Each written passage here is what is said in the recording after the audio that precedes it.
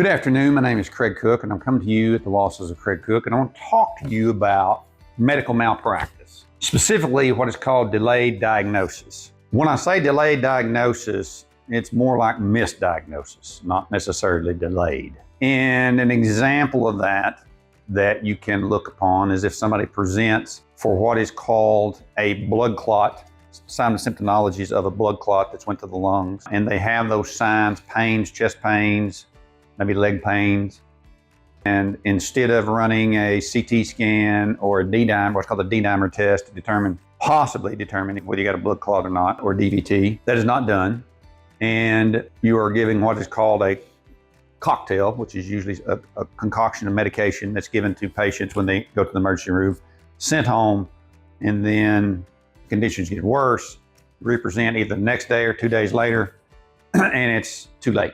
They're already prevalent throughout the lungs, heart, etc., and the patient that's presented passes away. So what counts as a delayed diagnosis? Kind of like what I've talked about, a lot of times in this delayed diagnosis or misdiagnosis, it has to do with missing a heart attack, missing a blood clot, not ordering the test to rule those things out on both cases. That is usually a misdiagnosis or delayed diagnosis case. Criteria in regards to a successful, albeit not wanting it to be successful, medical malpractice case, because you don't want to ever have a loved one go through this. You've got to have the criteria is duty, breach of care, causation, and resulting harm.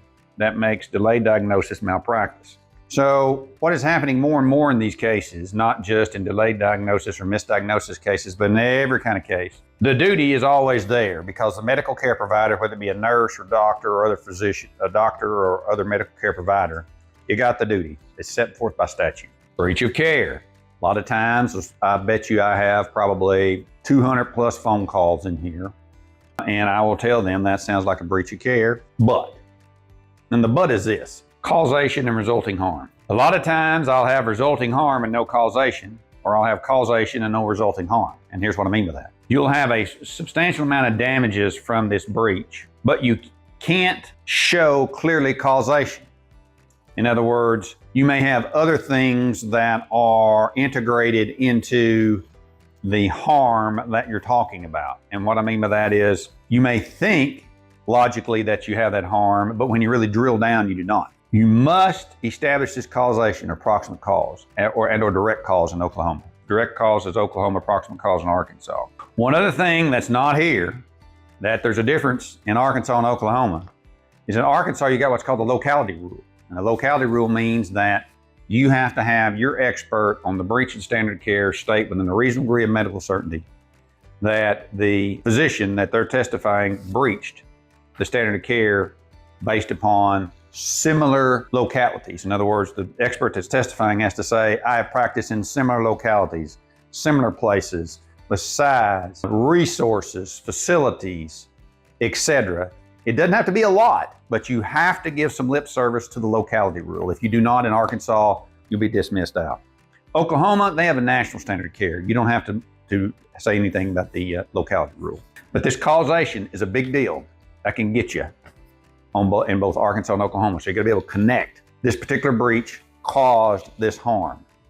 A lot of times you'll have a breach, you'll have a harm, but you can't get the causation. A lot of times infection cases, some infection cases are that way. Essential documentation.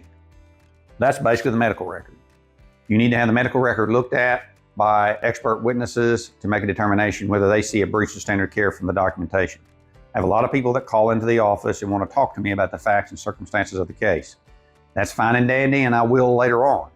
But I have to look at the documentation. What the family says or some other third party says usually is not something that I put a lot of great weight in. Sometimes the defense uses it to try to muddy up the waters. But I look at the documentation or lack thereof. Medical expertise required. Touched on this previously. You got to have an expert witness. The expert witness has to state within a reasonable degree of medical certainty, or more likely than not, more probable than not, that that particular medical care provider that you contend breached the standard of care did so within a reasonable degree of medical certainty, and did so based upon the locality rule.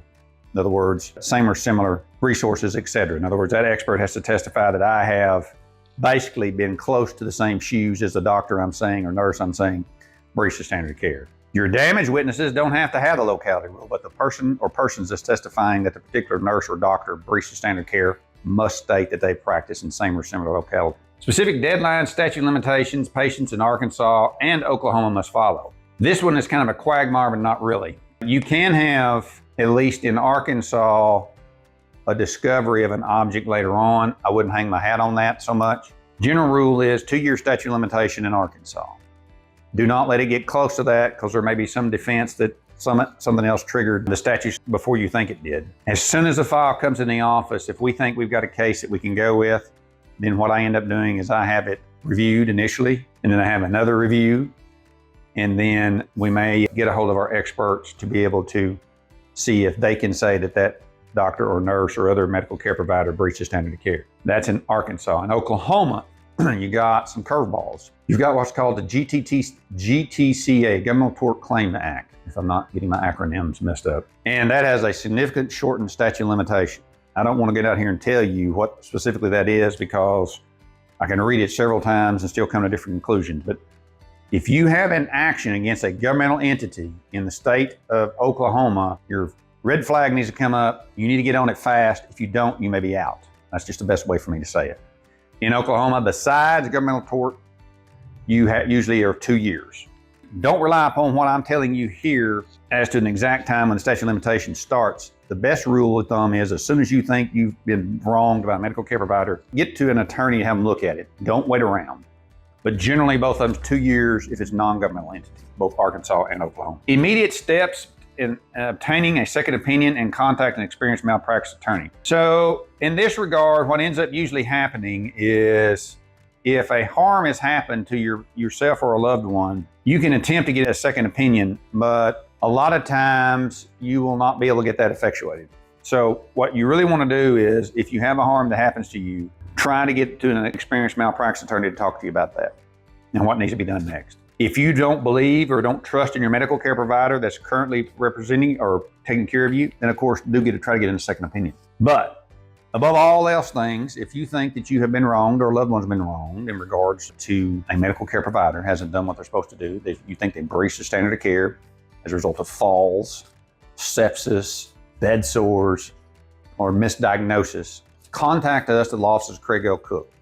Call us at 479-783-8000 or contact us by going to the website. Thank you.